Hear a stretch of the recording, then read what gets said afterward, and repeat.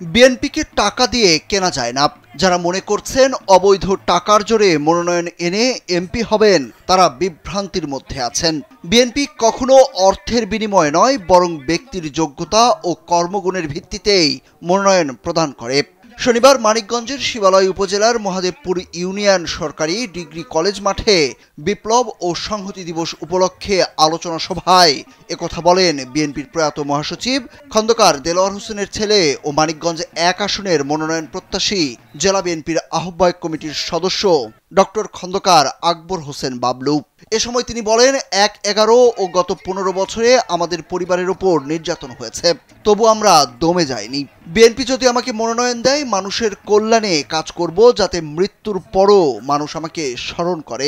খন্দকার আক্তার হামিদ পবনের সভাপতিত্বে সভায় আরও উপস্থিত ছিলেন ডাক্তার খন্দকার আক্তারা খাতুন লুনা, ডাক্তার দেলোয়ারা বেগম পান্না এবং স্থানীয় বিএনপি ও অঙ্গ সংগঠনের হাজারো নেতাকর্মীরা। যারা মনে করছে যে এই তার নাম ভাঙিয়ে আমরা মানুষকে মিথ্যাশ্বাস দিয়ে তথাকথিত মনোনয়ন পেয়ে গিয়েছে, এটা ভুল। সুতরাং আমার বিশ্বাস এবং আমার বিশ্বাস নেই, এটা সবসময় সত্যের জয় অবশ্যম্ভাবী। ইনশাআল্লাহ আল্লাহ তাআলার রহমতে দল যদি আমাকে মনোনয়ন দেয়, আপনাদের সহযোগিতায়, বিশেষ করে গৃহদলপুর শিবালয় এমনভাবে কাজ করব যাতে আমি বিশেষ করে আমি যখন দুনিয়াতে থাকবো না, তখন আপনারা যেন আমার জন্য দোয়া করেন এবং বলতে পারেন যে এই লোকটা তার বাবার সুনাম রক্ষা করেছে। স্বাধীনতার ঘোষক জিয়া শুধু বক্তব্য দেননি, তিনি নিজে রণক্ষেত্রের থেকে যুদ্ধ পরিচালনা করেছেন, ট্রেনিং দিয়েছেন।